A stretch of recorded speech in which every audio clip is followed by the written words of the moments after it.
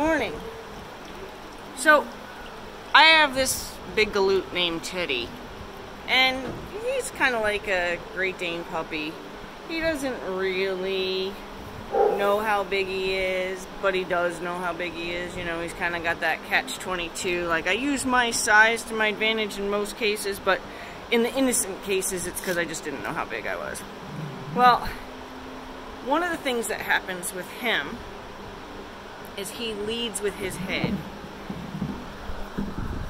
And I don't know if you've seen Teddy, but he's got a pretty big head. So, when you're walking him out to the gate, and you stop to unfasten the gate, and Teddy's kind of got his bull in China shop, forward momentum, leading with my head.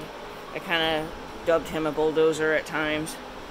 He has a tendency to just not be aware of his surroundings and will bump into you hard. And one of the things that brought this conversation to my attention today was that's one of his kind of issues that is being asked to kind of have him pay attention to.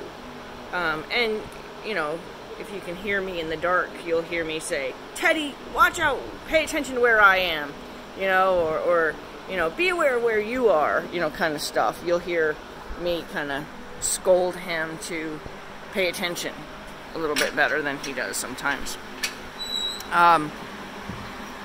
The thing that brought me to want to say something today is the other part that sometimes I experience with Teddy is he has a tendency to get to the end of the line, find the pressure, which is you holding the other end of the line, and instead of being respectful and releasing the pressure, Teddy will, as many horses do, and that's why I'm thinking about this, he will add. So let's just say when he hits the end of the line, he feels a pound of pressure. He'll add 2 pounds. He'll make sure that he leans back or leans forward onto that pressure. So my rule, and see, Teddy's the only one that's really kind of slow about getting this, and you know, and that's also, you know, this is, he's never pulled a cart or anything, but it's kind of on the theory that, you know, he's supposed to push, you know, on pressure because they pull carts and whatever, but he doesn't understand any of that.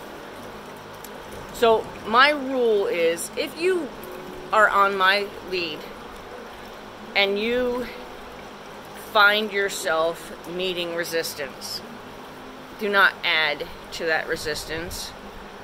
Retreat from it. So it's always the release that teaches. So I teach my horses to look for the release. So when a horse like Teddy says, "Yeah, I hit the end of the line, so I'm going to just push on it a little bit harder," I don't say, "Oh, that's just Teddy. Oh, that's just maybe a plow horse kind of breed." No. That's a horse that needs to be reminded almost every day that we do not add to the resistance. We find release from the resistance. And I'll take the time every day until he's 25 years old if I have to. Just so that we are always on that page of being respectful on the end of the line. Like, I'm not asking for them to respect me. I'm expecting them to respect me. So if he gets to the end of the line and he pushes against that pressure, as far as I'm concerned, you're disrespecting me. Now, my expectation for respect is different than my demand for respect. I expect respect. If I demanded respect, I think that's when heavy hands come into the way we handle horses, because we're demanding respect for our horses. No, I have an expectation that my horses are going to respect me. And in that expectation, when they don't meet my expectation, I'm not mean to them, I just re-guide them. Oh, you didn't realize for the last, how old is he? 7 years. You didn't realize that when you lean on the lead rope, that is disrespectful? Okay, well, let me just show you again that this is not how that's done. Never ever just concede. Don't just be like, oh, that's just the way he is. No. You know, can I beat him into submission? I would say, yeah, there's always the ability to overpower, especially a gentle-natured horse like him. But here's the thing. Teddy's like 2,000 pounds. If Teddy says, you know what, lady, I had it with you, let's go for a walk. You know, he's going to take me wherever he wants to take me. So getting into a confrontation with him would be really stupid. And that's part of the reason, if you think about it, that's actually, you know, hey, I just popped into my head, so let's talk about it. That's why so many farriers don't want to work with draft horses. Or if they do work with draft horses, they work with them in a chute. They won't in stocks. They won't work with them freestanding. Because a 2,000-pound animal, 2,100-pound animal says, yeah, I'm bigger than you.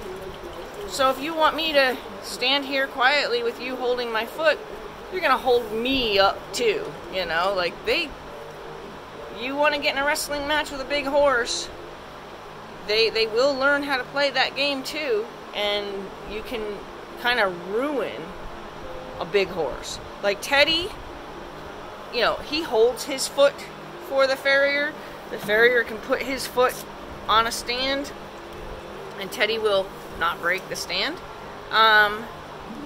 Because he was taught from a very young age that this is something that you participate in. This isn't something somebody's doing to you. This is something that has a role for you to participate in.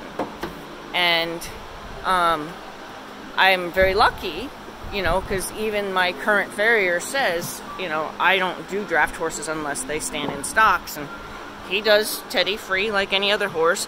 I mean, obviously there's another reason farriers don't like doing draft horses, is because it's more work. It's a bigger foot. It takes longer. Blah, blah, blah. If your farrier's got good time, you know, behind the rasp, then your farrier can, you know, get the job done in a timely fashion, and it's not really that big of a deal. It's a little bit longer because it's a little bit, you know, it's a lot bigger foot, but so, you know, the time we're asking that horse to hold his foot up is different for the length of time we're asking a quarter horse to hold its foot up. Finding a relationship with them. Okay, I kind of got way off on this, but basically teaching them they have a role in a job that you're doing. They have a participation requirement in the job.